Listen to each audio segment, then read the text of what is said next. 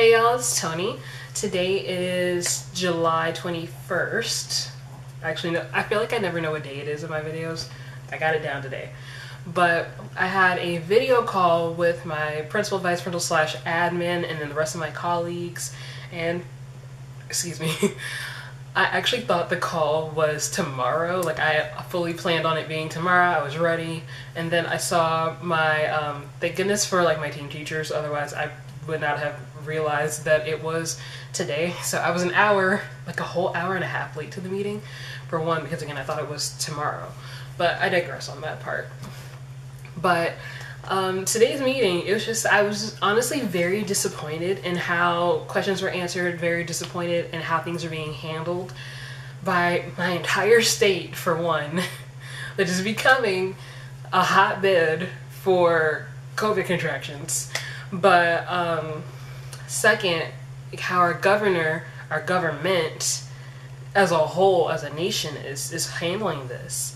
It just makes you feel very devalued as an educator, as a teacher, as someone who is supposed to educate young minds and be responsible for not only just their, what is this called, mental learning?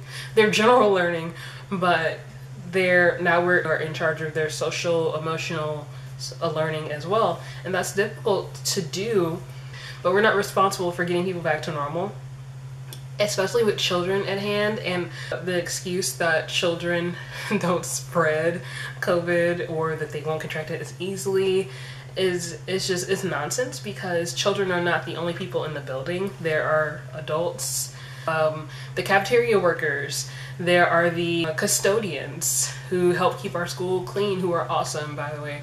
All the staff is awesome, really.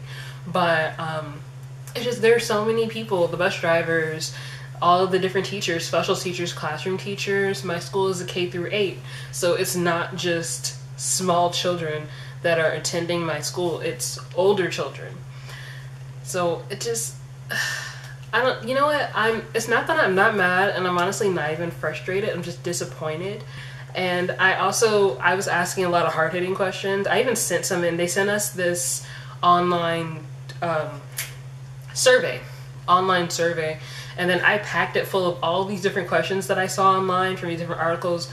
I think one of them, I believe the account is called Jillian Star Teaching, I believe so.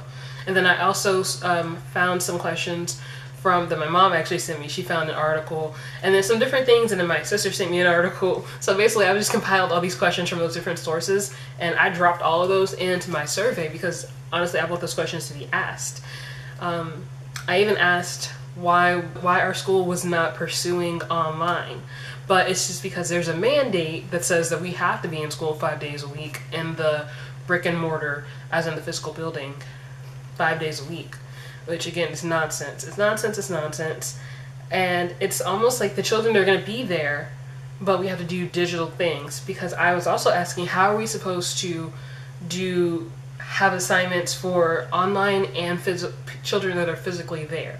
So that's two different types of grading, but apparently they bought this system for us to use, so we'll see how that goes. But yeah, there also has been talk about waivers, not from my school personally, about signing a waiver that basically says if you contract COVID that you can't hold the school responsible. And I will not sign anything like that. Like, how else would I have gotten it if not in a classroom full of children?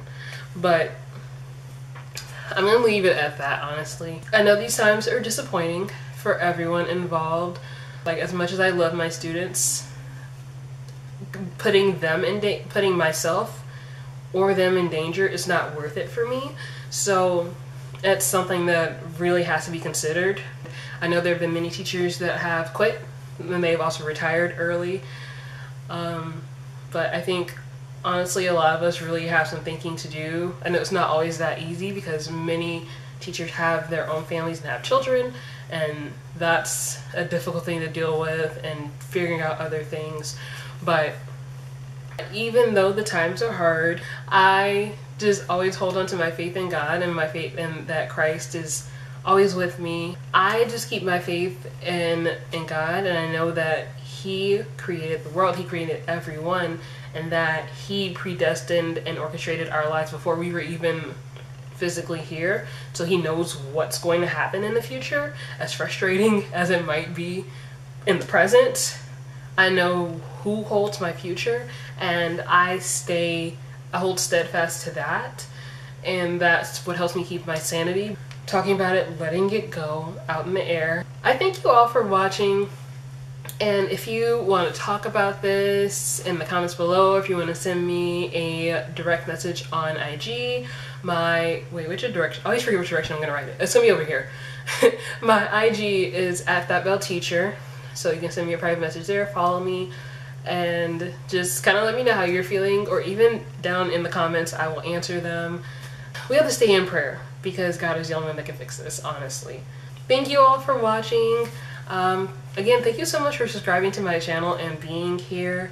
It's very much appreciated. Be blessed, and I will see y'all in another video.